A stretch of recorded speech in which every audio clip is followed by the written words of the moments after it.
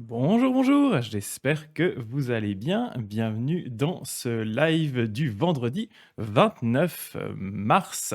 Aujourd'hui, on va continuer notre classique, l'enseignement du Bouddha de Walpola Raoula. Salut Sarah Cottage. Ce livre-là, on commence à l'avoir déjà bien attaqué, hein, mine de rien. On est, donc pour rappel, pour ceux qui n'avaient pas suivi, hein, on est sur le premier chapitre. En réalité, on a un petit peu triché parce que j'avais au départ décidé de sauter ce premier chapitre pour parler directement des chapitres qui concernent les nobles, les quatre nobles vérités, donc les chapitres 2, 3 et 4 du livre, d'ailleurs même jusqu'au 5, oui, jusqu'au 5, 2, 3, 4, 5 du livre.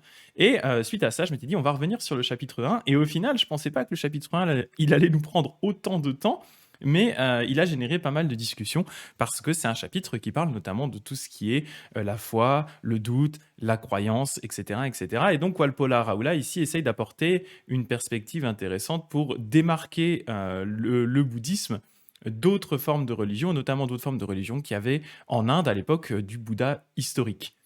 Donc, c'est assez intéressant et vous allez voir là, on va notamment aujourd'hui parler de deux anecdotes, deux extraits de sutras du Theravada. Bien sûr, on est toujours sur le Theravada ici, qui sont assez intéressants pour illustrer tout ça.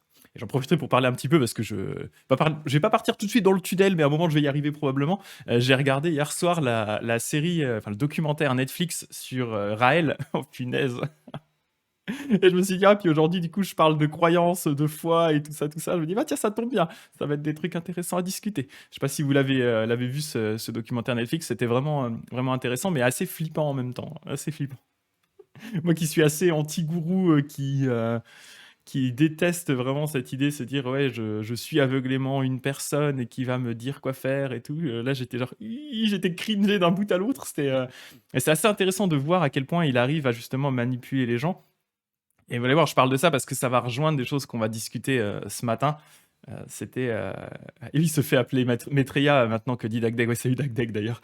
Oui, oui, non, mais oui, ça. En même temps, un moment, si tu te prends pour le Messie, et que tu n'en viens pas à un moment à te faire appeler Maitreya, c'est que tu as raté ton job de Messie, tu vois. Genre, tu passes, tu es censé être soit la réincarnation ou le frère de Jésus, et ensuite tu es censé être plus ou moins Maitreya. Donc Maitreya, hein, pour ceux qui ne savent pas, c'est en fait, c'est le prochain Bouddha. Donc en fait, c'est actuellement un bodhisattva hein, dans la tradition bouddhiste. C'est un bodhisattva qui est actuellement dans une des formes de paradis entre guillemets, enfin de d'état des dieux en fait, hein, donc il est dans un des mondes de renaissance et donc c'est un bodhisattva qui est en train de pratiquer.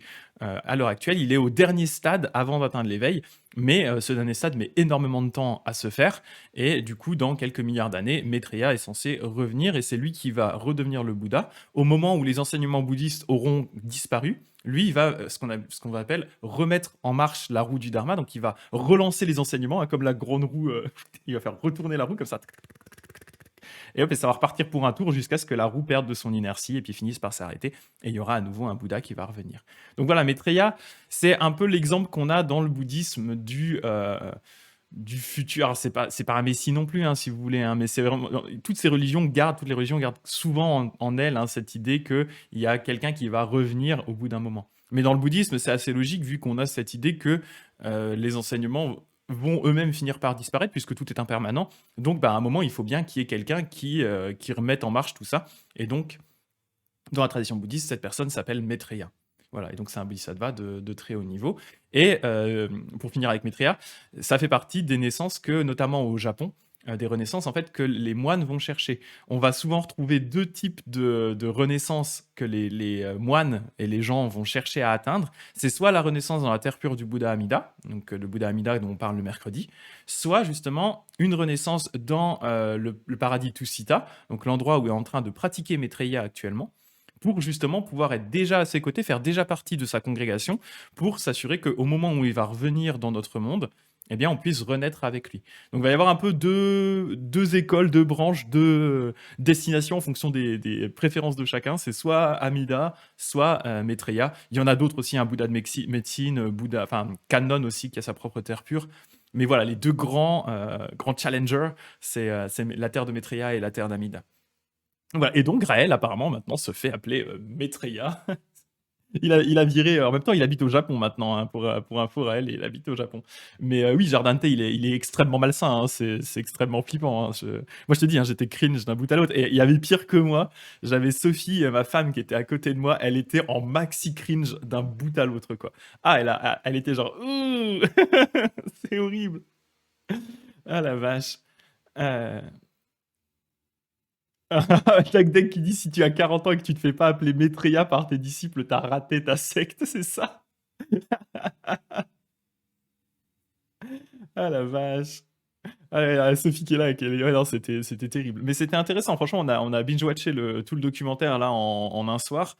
C'est hyper intéressant de voir justement, bah, les mécanismes de croyance des gens, le fait que beaucoup de gens ont ce besoin d'avoir une figure qui va leur dire qu'est-ce qu'il faut croire en fait. La figure qui va les décharger de cette responsabilité d'avoir à gérer leur vie et leurs croyances, qui va combler le vide spirituel qu'elles ont. Mais là où c'est dangereux, c'est qu'en fait, le vide spirituel, c'est quelque chose qui est présent chez beaucoup de gens. C'est la raison pour laquelle il y a toujours eu des religions dans l'histoire humaine. Mais il y a une différence entre combler ce vide spirituel par une tradition, une pratique, etc. Et combler ce vide spirituel par un gourou qui va vous dire exactement quoi faire, quoi croire, etc., etc.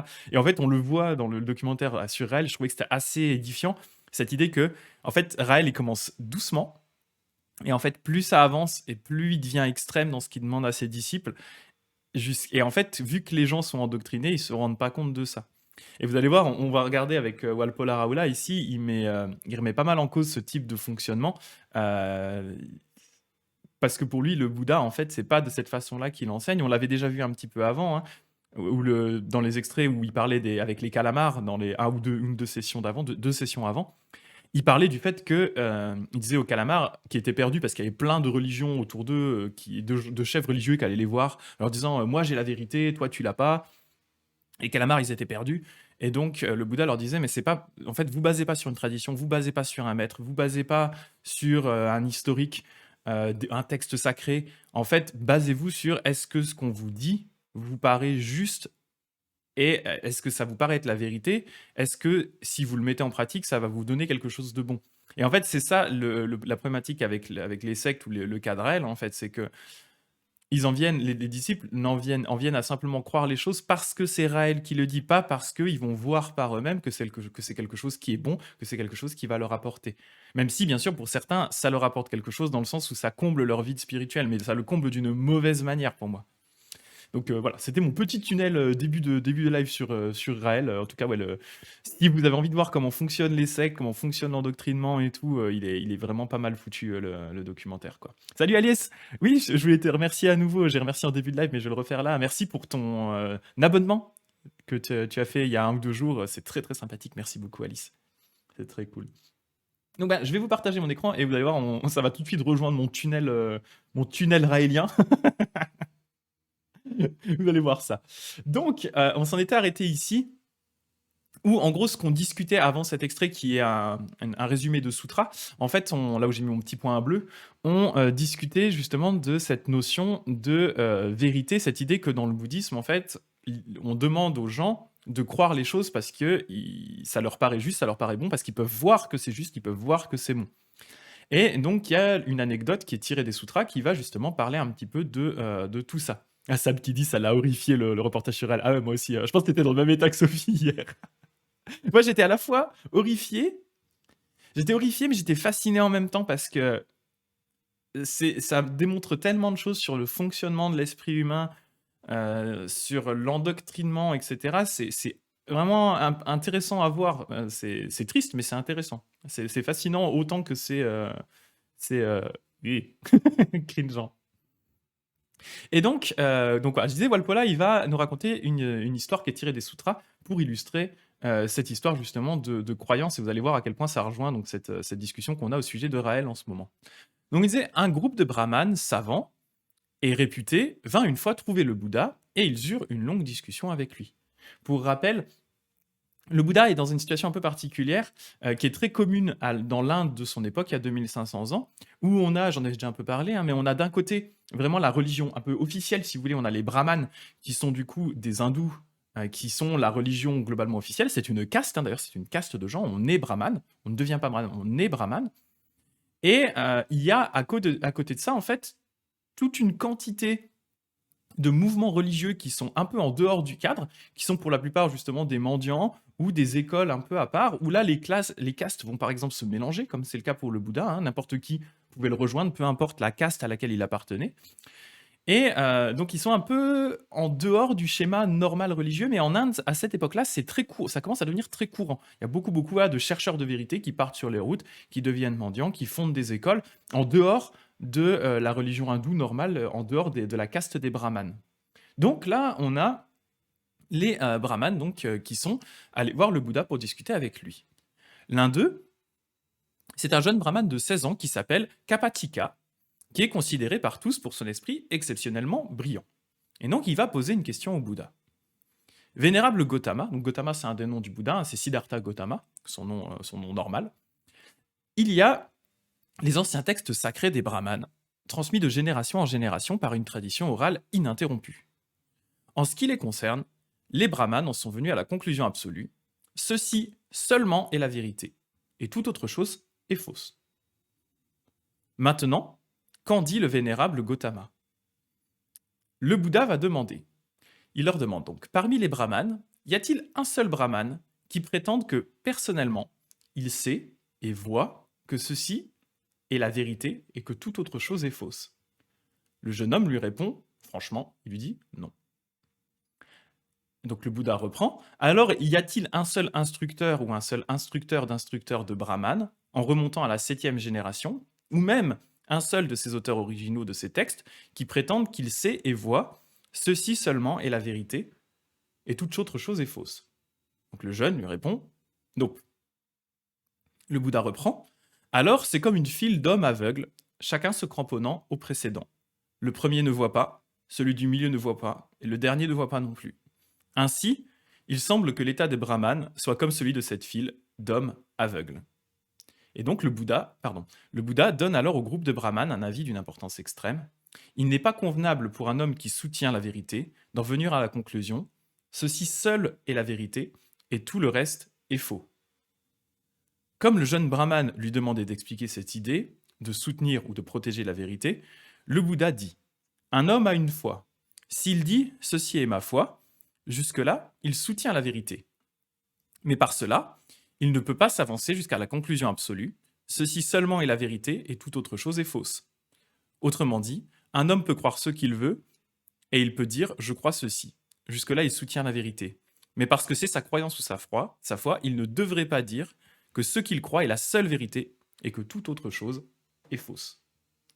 Donc là, c'est intéressant. Il y a pas mal de choses intéressantes à discuter par rapport à ce sujet-là. Il y a déjà cette idée intéressante de la file d'hommes aveugles qui se suivent. Bon, en gros, le Bouddha, ce qu'il critique ici, hein, et c'est justement un peu ce que je critiquais par rapport à Raël et le reportage, etc., c'est en fait, les gens, ce n'est pas parce qu'ils voient que la chose est bonne qu'ils vont suivre, mais en fait, là, dans le cas des brahmanes, c'est parce que le brahmane d'avant et la tradition des brahmanes dit que ceci est vrai, donc on doit accepter que c'est vrai.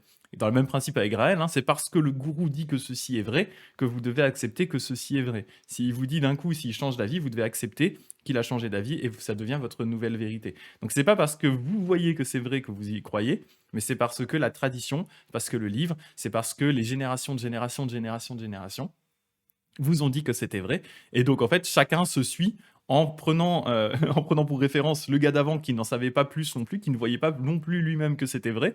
Et donc, voilà, comme une file d'aveugles qui se tient la main, on se suit comme ça et on avance dans le noir. Donc, j'aimais beaucoup, moi, cette anecdote. Ça fait partie vraiment de ces éléments qui m'ont marqué la première fois que j'ai lu ce texte-là, où je me suis dit, ok, c'est intéressant parce que là, justement, on ne parle pas de ce qu'on appelait, à juste titre pour cette anecdote, une foi aveugle. On n'est pas en train de croire aveuglément à quelque chose. On ne vous dit pas, vous devez accepter ceci, point barre. À nouveau, pour faire un parallèle, je sais pas, avec le christianisme, vous devez pas accepter. C'est pas parce que voilà, on vous dit Jésus est le Fils de Dieu, la Bible est un livre révélé que vous devez y croire tel quel. Voilà. Dans le bouddhisme, on vous dit pas ça. On vous dit mettez en pratique, regardez, examinez, voyez si ça marche.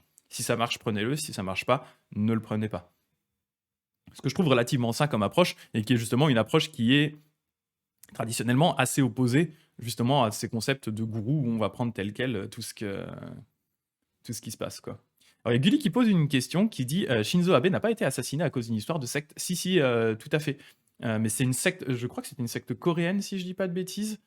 Je sais plus, il y a une histoire, c'est assez compliqué. Mais effectivement, ouais, il y a une histoire de secte. En fait, le Japon a toujours eu, enfin toujours eu, le Japon a depuis l'ouverture au monde extérieur a eu pas mal de problèmes avec justement les sectes, au point où en fait on parlait au départ au Japon de Shinshukyo, les nouvelles religions, et en fait maintenant on parle de Shinshukyo, les nouvelles religions, parce que en fait ils ont des sectes qui sont implantées là-bas depuis déjà tellement longtemps que le terme de nouvelle religion s'applique déjà presque plus, et qu'ils ont été obligés de créer un terme qui est nouvelle religion pour parler des sectes un peu plus actuelles. Et effectivement, ils ont un gros problème par rapport à ça. Problème qui vient de plusieurs choses. Déjà, la première, c'est que le peuple japonais est vraiment actuellement a une grosse perte de sens. C'est un monde, le monde, surtout à partir du monde du travail, mais déjà même le monde de l'éducation. Au Japon, c'est un monde qui est quand même très dur. On va demander aux enfants déjà très tôt d'être très compétitifs. Une fois qu'on est dans le monde du travail, le travail doit devenir votre vie, etc. Ce qui fait qu'il y a beaucoup de gens qui pètent un câble et qui ont l'impression que leur vie n'a strictement aucun sens. Et donc, bah, ce sont des proies faciles pour les sectes qui vont leur dire mais venez vers nous, on va vous donner un sens à votre vie, etc. Et le fait que les sectes marchent aussi bien au Japon, c'est vraiment symptomatique d'un problème qu'ils ont dans leur société. Et pourtant, c'est fou parce qu'on se dit voilà, le Japon possède plusieurs religions, il y a le Shinto, il y a le bouddhisme, etc. Mais il y a une sorte de déconnexion entre ces religions et la personne normale. Et à nouveau, on en avait un petit peu parlé avant, mais pour le japonais normal, lambda, on va dire, hein, le Shinto, c'est juste aller au sanctuaire, mettre une pièce et se donner de la chance. Donc, ça, d'une certaine façon, ça peut rassurer un petit peu, par exemple, pour des éléments très spécifiques, genre je vais passer un examen, je vais passer le permis de conduire, je vais accoucher, etc. Mais ça ne va pas combler le besoin spirituel plus profond que ça. En tout cas, pour la plupart des Japonais. Il y en a pour qui ça le fait. Il y en a par exemple, je pense, une de mes amies, Yuka, qui est devenue, qui habite à Yakushima, une petite île qui a inspiré Mononoke, euh, les décors de Mononoke, qui est une très très belle île. En fait, depuis qu'elle est là-bas, elle s'est vraiment connectée à la nature. Elle s'est renseignée sur le Shinto. Donc, d'un côté, ça marche pour elle, mais elle ne représente pas le cas classique d'un Japonais, pour qui c'est vraiment juste, voilà, mettre une petite pièce de temps en temps pour se donner de la chance. Et à côté de ça, on a le bouddhisme, qui pour la plupart des Japonais est juste une religion qui est en rapport avec les enterrements. Point barre. Qui n'a pas quelque chose à leur apporter en termes de personnes vivantes, mais juste, bah, c'est parce que quand on meurt, il y a un moine qui vient réciter un sutra et point barre. Donc ils ont ces deux extrêmes-là qui n'arrivent pas à combler leurs besoins spirituels. Et donc pour combler leurs besoins spirituels, pour beaucoup, ils vont se faire quand même pas mal alpaguer par des sectes qui vont vraiment devenir puissantes, etc., etc. Et ça touche pas que des gens, vraiment les gens communs, hein. Il y avait un exemple assez connu, c'est le chanteur du groupe X Japan, qui est juste le plus grand groupe de rock de l'histoire du Japon, euh, qui s'est fait embrigader par une secte, qui a eu des énormes problèmes et qui a mis des dizaines d'années à s'en sortir, par exemple. Donc, euh, donc voilà un peu cette problématique. Et donc, bah, comme par hasard, Raël, il est venu s'installer au Japon. Et pour la petite histoire, moi, j'ai déjà vu des Raéliens au Japon. Un jour, je crois que j'étais avec Sophie. On était en train de se balader et sur une place vers l'entrée d'un métro ou d'une gare, il y avait des mascottes d'aliens.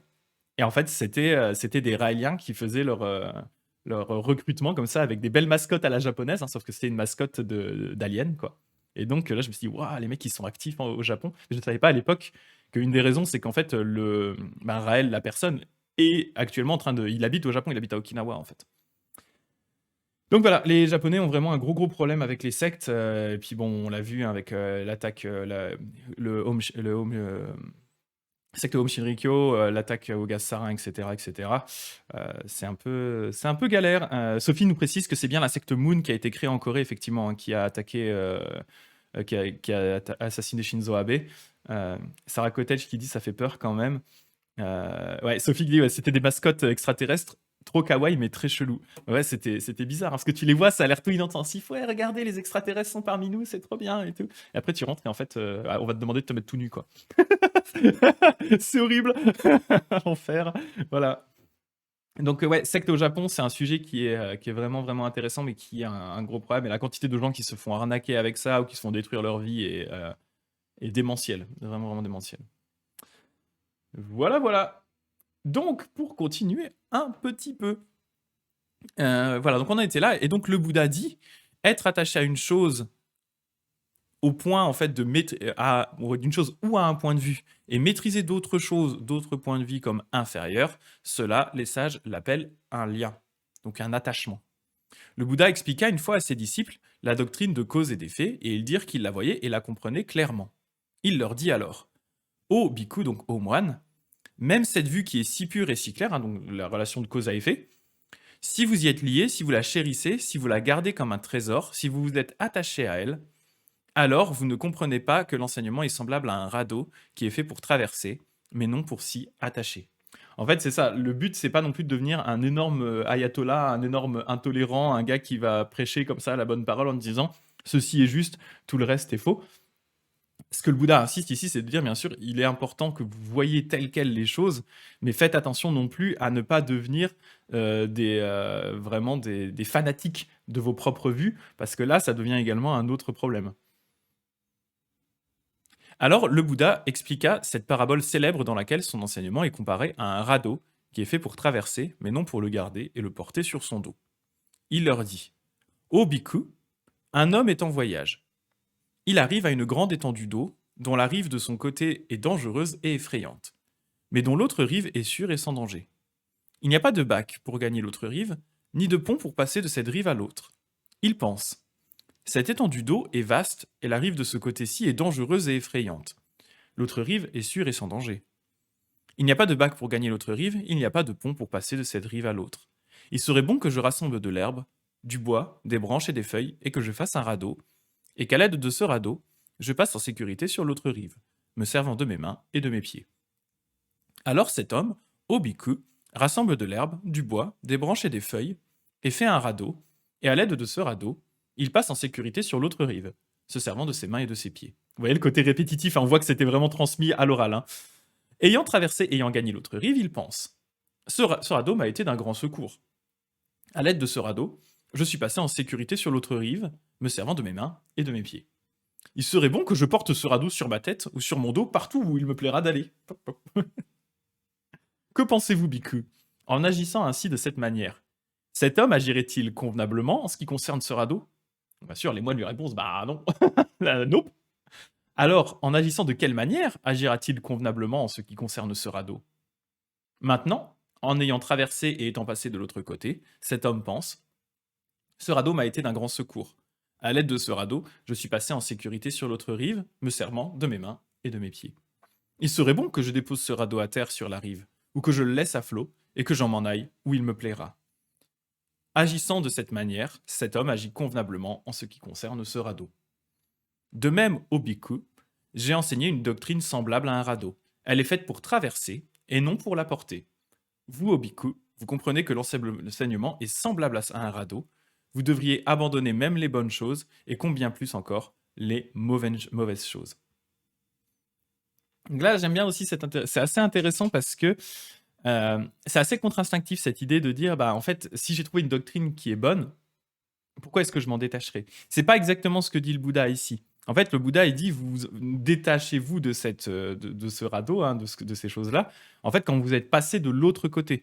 C'est-à-dire, une fois que vous avez amené à bien, tout au bout, ces enseignements, que vous êtes libéré de la souffrance, etc., que vous avez atteint dans le Theravada l'état de Arahant, à ce moment-là, effectivement, ne vous attachez pas trop aux choses que vous avez considérées comme justes au point de devenir intolérant, parce que là, en fait, vous retombez dans l'attachement.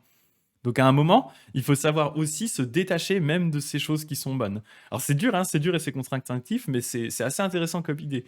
J'aime bien cette idée du mec avec son radeau sur la tête. Il se balade partout avec. Mais pose ton radeau. T'es arrivé au bon port, pose ton radeau. Donc voilà, cette idée-là est assez surprenante et assez intéressante. Mais l'idée, voilà, c'est d'éviter de faire de nous des fanatiques, en fait, tout simplement. Il y a Dagdeg qui dit notion que l'on retrouve également dans le Tao Te Ching avec la nasse qui n'a plus d'utilité une fois le poisson capturé. Exactement, exactement. C'est tout à fait ça. Exactement. En fait, ça, le bouddhisme, hein, le but, c'est d'éviter de recréer des attachements. Donc, si tu recrées un attachement à la doctrine, tu retombes un peu dans tes travers, en fait. C'est problématique. Il est bien clair, d'après cette parabole, que l'enseignement du Bouddha vise à conduire l'homme à la sécurité, à la paix, au bonheur, à la compréhension du nirvana. Toute la doctrine qu'il enseigne, elle va tendre vers ce but. Il n'a pas dit des choses destinées simplement à la satisfaction de la curiosité intellectuelle. Il était un instructeur pratique et n'enseignait que ce qui apporterait à l'homme paix et bonheur. Le Bouddha résidait une fois dans la forêt de Simsapa, à Kosambi, ou Kosambi, près de Allahabad. Donc j'imagine dans un coin, je ne sais pas où c'est. En fait, j'en ai aucune idée. Mais il y résidait, il était au calme. Il prit quelques feuilles dans sa main et demanda à ses disciples. Que pensez-vous, ô bhikkhu? Quelles sont les plus nombreuses? Ces quelques feuilles dans ma main ou les feuilles qui sont dans la forêt? Seigneur, très peu nombreuses sont les feuilles tenues dans la main du bienheureux. Mais certainement, les feuilles dans la forêt de Simsapa sont beaucoup plus abondantes, logique. De même, bhikkhu, de ce que je sais, je ne vous ai dit qu'un peu. Ce que je ne vous ai pas dit est beaucoup plus. Et pourquoi ne vous ai-je pas dit ces choses? Parce que ce n'est pas utile et ne conduit pas au nirvana. C'est pourquoi je ne vous ai pas dit ces choses. Ça, et on va justement le détailler un petit peu plus dans la suite de ce texte. C'est la dernière partie de ce chapitre-là sur l'attitude mentale bouddhiste. Il y a cette idée que le Bouddha, et je crois qu'on l'avait déjà évoqué un petit peu dans un autre live, cette idée qu'en fait, il y a un certain nombre de questions auxquelles le Bouddha ne va pas répondre. Le Bouddha est censé quand même avoir atteint un niveau qui lui permet de comprendre globalement le monde, il a une forme d'omniscience d'une certaine façon. Mais malgré tout, il va se refuser à enseigner ce qui n'a pas d'intérêt pratique pour aider les gens à se débarrasser de la souffrance. En fait, lui, il a un objectif, donc il ne va pas s'éparpiller sur les trucs qui ne vont pas aider. Donc, en fait, c'est un peu le 80-20, si vous voulez, spirituel. Il va dire, voilà, moi, je vais vous enseigner ce chemin, ce qui est logique par rapport à ça, ce que vous avez besoin de connaître. Le reste, je ne vais pas vous embrouiller avec des éléments complexes métaphysiques, etc. Parce que ça va, au contraire, ça va peut-être même vous détourner du chemin, ça va vous embrouiller, ça va vous faire galérer. Donc, on va rester focus sur ce qui est utile pour vous libérer de la souffrance. Et donc, pour ça, il va justement nous expliquer, Walpola Raola va nous donner justement un extrait de sutra qui est très connu, avec la parabole de la flèche empoisonnée que certains d'entre vous connaissent peut-être déjà. Donc il dit, Walpola, il me dit pour nous, il est futile, comme quelques érudits tentent vainement de le faire, d'essayer de spéculer sur ce que savait le Bouddha et sur ce qu'il nous a pas dit. Le Bouddha ne s'intéressait pas à la discussion de questions métaphysiques inutiles, qui sont purement spéculatives et qui créent des problèmes imaginaires. Il les considérait comme un désert d'opinion. Il semble que parmi ses propres disciples, il y en eut quelques-uns qui n'apprécièrent pas cette attitude. Car nous avons l'exemple d'un de ses disciples, qui s'appelle Malun Kyaputta, on va l'appeler Malou, qui posa au Bouddha 10 questions classiques sur des problèmes métaphysiques et qui réclama des réponses. Lui, il voulait les datas, il voulait les infos. Un jour, Malou se leva après sa méditation de l'après-midi, alla trouver le Bouddha, le salua, s'assit à côté et dit « Quand j'étais seul en méditation, cette pensée m'est venue. Il y a des problèmes inexpliqués, laissés de côté et rejetés par le bienheureux. Ce sont... » Alors voilà les 10 questions qui se posent. Alors il était en train de méditer clairement sur le souffle et d'un coup il s'est dit « Oh punaise, attends, voilà, il y a plein de questions. Ah !» Voilà, même à lui, ça lui arrive dans sa méditation. D'un coup il s'est dit « Attends, c'est quoi déjà les réponses à ces questions-là ?»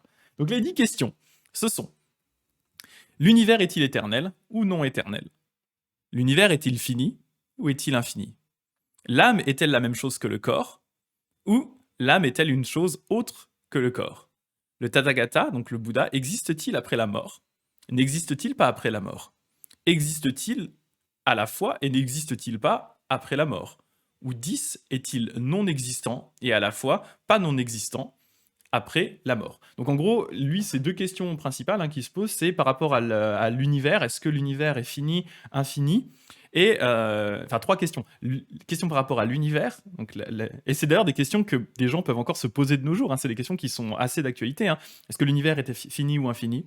Est-ce que l'âme, c'est la même chose que le corps ou pas? Et est-ce que, du coup, quel est l'état de Bouddha une fois qu'il a atteint l'éveil et qu'il disparaît?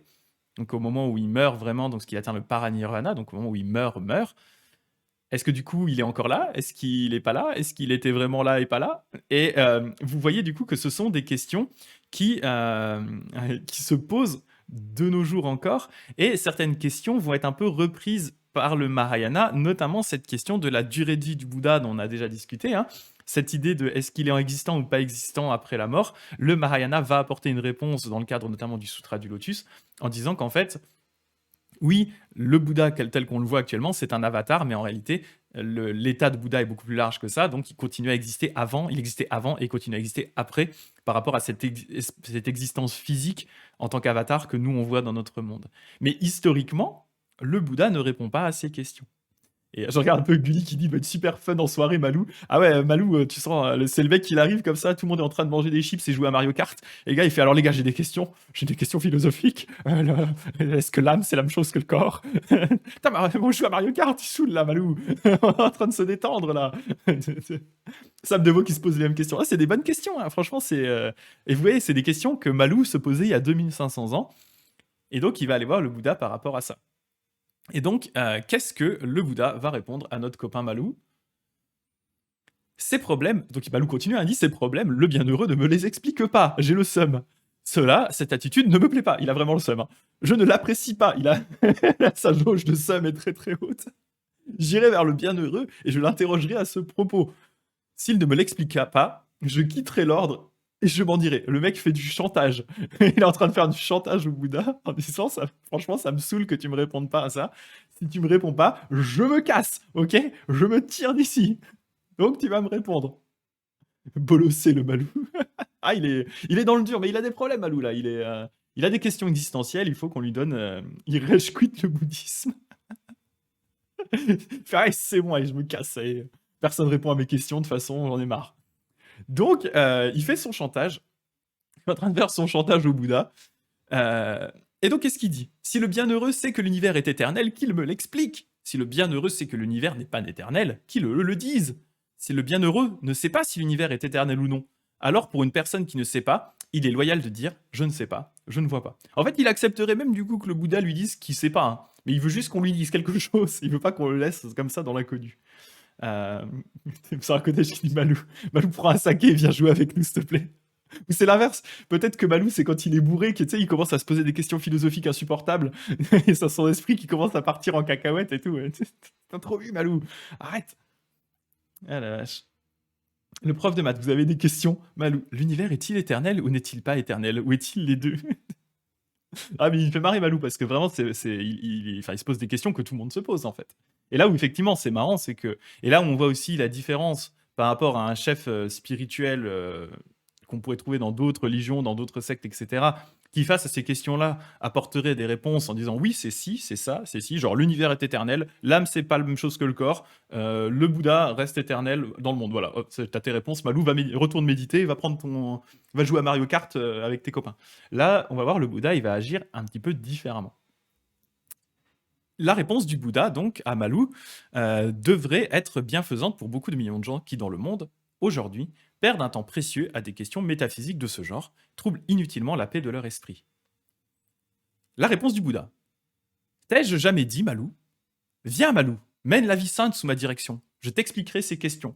Donc de base, est-ce que c'était dans le contrat? Parce que tu proposes de rage quit le bouddhisme, mais est-ce que dans le contrat, il y avait marqué je vais t'expliquer ces trucs-là? Eh ben non. Malou, il dit bah non, non, Seigneur, non. On n'a jamais parti du principe que vous alliez m'expliquer ça. Donc le Bouddha reprend. Alors Malou, toi-même m'as-tu dit, Seigneur, je mènerai la vie sainte sous la direction du bienheureux, et le bienheureux m'expliqua ces questions. Donc est-ce que c'était aussi de ton côté du contrat que j'étais censé t'expliquer ça? Malou, il dit bah non, quoi. Pas vraiment, non. Et même maintenant, donc le Bouddha reprend, même maintenant, Malou, je ne te dis pas, viens et mène la vie sainte sous ma direction, je t'expliquerai ces questions. Et tu ne me dis pas non plus, Seigneur, je mènerai la vie sainte sous la direction du bienheureux, il m'expliquera ces questions. Dans ces conditions, sot que tu es, il lui balance un petit tacle à Malou, parce que Malou commence à le saouler, sot que tu es, personne ne rejette personne. Donc Walpola, il explique cette phrase en disant, c'est-à-dire que tous les deux sont libres et qu'aucun n'a d'obligation à l'égard de l'autre.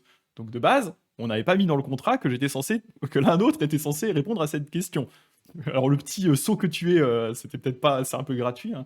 Des fois, le Bouddha, surtout dans les vieux textes palis, des fois, il est un peu cash en disant oh, là, tu fais le débile, Malou. Hein. Là, on dirait qu'il parle à mon chat. Là, tu fais le con, Malou. Hein. Là, tu es chiant, Malou. Hein. Tu te calmes. Hein. Donc, il dit voilà, on était base, on n'avait pas dit qu'on allait se mettre d'accord avec ça, quoi. Dagdeg qui dit Malou, il prend cher 2600 ans après. C'est fou, le pauvre Malou, 2600 ans après, on se fout encore de sa gueule quand même. C'est chaud, hein. En vrai, c'est chaud, hein. En plus, le gars, il est gentil parce que, enfin, il apporte. C'est un texte qui est intéressant. C'est vraiment la discussion est intéressante, mais c'est vrai que du coup, Malou, il passe un peu pour le dindon de la farce quand même, quoi. Alors, tiens, un lien de parenté avec Eddie Malou. Et alors, j'ai pas la rêve de Eddie Malou, mais si quelqu'un l'a, je la veux bien. Donc, Malou, si quelqu'un dit, donc ça c'est le Bouddha qui continue, hein, Malou, si quelqu'un dit, je ne mènerai pas la vie sainte sous la direction du bienheureux, tant qu'il n'aura pas expliqué ses questions. Il pourra mourir, voilà, il pourra dead, sans que ces questions reçoivent de réponse du Tathagata, du Bouddha. Tout comme Malou. Suppose qu'un homme soit blessé par une flèche fortement empoisonnée. Ses amis et ses parents amènent un chirurgien.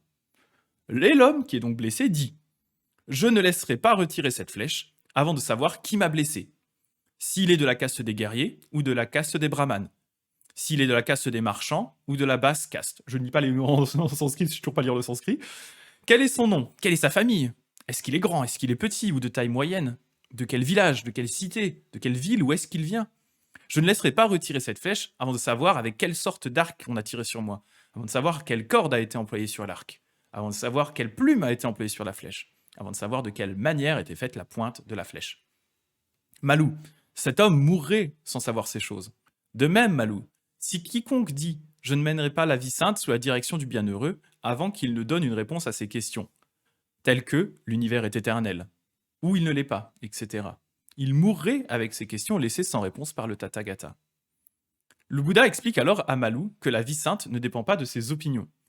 Quelle que soit l'opinion qu'on puisse avoir sur ces problèmes, il y a la naissance, la vieillesse, la décrépitude, la mort, le malheur, les lamentations, la douleur, la peine, la détresse, dont je déclare la cessation dans cette vie même. Donc ça, c'est ce que dit le Bouddha, hein, il déclare la cessation de la souffrance. C'est ça son but. Par conséquent, Malou, conserve dans ton esprit ce que j'ai expliqué comme expliqué et ce que je n'ai pas expliqué comme non expliqué. Quelles sont les choses que je n'ai pas expliquées? Je n'ai pas expliqué notamment si cet univers est éternel ou s'il ne l'est pas. Ces 10 opinions, hein, donc les 10 questions qu'avait Malou, je ne les ai pas expliquées. Pourquoi je ne les ai pas expliquées, Malou? Parce que ce n'est pas utile, que ce n'est pas fondamentalement lié à la vie sainte et spirituellement, que cela ne conduit pas à l'aversion, au détachement, à la cessation, à la tranquillité, à la pénétration profonde, à la réalisation complète, au nirvana. C'est pourquoi je n'en ai pas parlé. Alors Malou, qu'ai-je expliqué? J'ai expliqué dukkha, donc la souffrance, la naissance de la souffrance, la cessation de la souffrance et le chemin qui conduit à la cessation de la souffrance. Pourquoi, Malou, ai-je expliqué ces choses? Parce que c'est utile, parce que c'est fondamentalement lié à la vie sainte et spirituelle. Que cela conduit à l'aversion, au détachement, à la cessation, à la tranquillité, à la pénétration profonde, à la réalisation complète, au nirvana. C'est pour cela que je les ai expliqués. Donc, il y a cette idée intéressante avec voilà le cas de Malou, ce qui est vraiment le Bouddha qui dit mais en fait voilà je t'ai pas expliqué tout ça parce qu'en fait ça te servirait à rien réellement de savoir ça. Je comprends que tu te poses les questions, mais au final ça n'a pas de réelle utilité pour ta pratique actuelle. En fait ça ne va que t'occuper l'esprit avec des spéculations pour lesquelles on n'a pas forcément moyen d'avoir réellement de réponse. Typiquement, est-ce que l'univers est fini ou infini?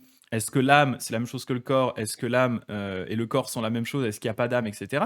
Tout ça, en fait, ce sont des choses qui ne sont pas utiles pour se libérer directement de la souffrance, parce que ce qu'on considère actuellement, c'est notre état actuel, et comment est-ce qu'on peut se libérer de ça. Spéculer derrière ne va pas, en tout cas dans ces vieux sutras, ne va pas apporter quelque chose de bénéfique sur ce chemin-là. Donc Malou, il va repartir chez lui sans se poser de questions, mais au final, ça va bien se passer pour lui. Il va devenir un arhante, il va se libérer de la souffrance, etc. J'ai des poèmes de Malou dans un texte qui recense les poèmes des différents aharantes, différents disciples du Bouddha. Ça s'appelle les stances d'Éthérie et les stances d'Hétéra. Il y a un volume pour les moines, un volume pour les nonnes de l'époque, avec chacun son poème. Malou, j'ai voulu regarder justement, et d'ailleurs Malou, c'est un cas un peu particulier, c'est qu'il a même 2 poèmes différents dans ce livre-là, donc il était quand même assez réputé, et peut-être notamment suite à cette histoire que beaucoup de bouddhistes connaissent, avec la parabole de la flèche empoisonnée, Et justement, j'ai voulu regarder avant le live si les poèmes de Malou avaient un peu d'histoire en commun avec justement cette parabole, si c'était en relation avec ça. Et en fait, pas du tout. C'est vraiment juste des enseignements assez classiques sur le détachement des choses, mais ça ne rejoint pas la discussion qu'il a eue avec le Bouddha, qui est ce pourquoi nous, occidentaux, on le connaît, notamment grâce au livre de Walpola Raoula, en fait. Donc, malheureusement pas, sinon je vous aurais lu le poème de notre bon Malou, donc je ne l'ai pas fait, quoi. Voilà, donc je trouvais ça intéressant, en tout cas, cette idée de dire qu'en fait, ça sert à rien de trop se prendre la tête avec des questions qui ne sont pas directement liées. En tout cas, le Bouddha, lui, en tant qu'enseignant, ne va pas prendre le temps d'y répondre. Et pourtant, là où c'est intéressant, c'est que c'est des questions qui continuent à être d'actualité. Et pour certaines de ces questions, le Mahayana s'est posé lui-même la question et est un peu revenu sur le point de vue qu'avait le Bouddha dans les textes, les vieux textes du canon Pali, les vieux textes du Theravada, en apportant voilà, une réponse, en disant, par exemple, oui, le Bouddha, en réalité, euh, il continue après le nirvana, par exemple. Cette idée aussi que l'univers, le côté plus infini, en disant qu'il y a effectivement une infinité d'êtres dans une infinité de mondes, des directions, avec une espèce de concept de multivers qu'on retrouve dans les sutras Mahayana assez avancés. Ça répond aussi en partie à la question de Malou et au côté l'infinité de l'univers, par exemple. Donc voilà, donc historiquement il répond pas, mais dans les textes Mahayana, du coup, il répond en partie à certaines de ces questions-là.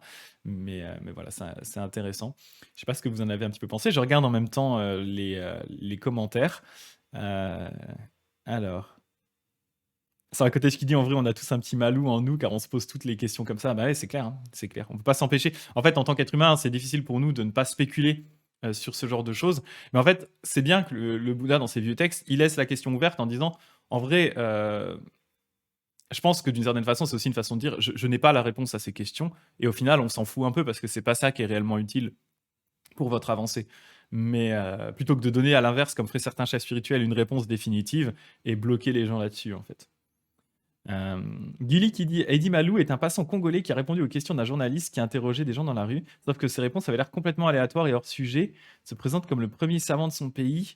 Il dit défendre la congolexilocabatisation des lois du marché propre aux Congolais, que l'homme doit atteindre l'ovanium, c'est-à-dire l'estime du savoir.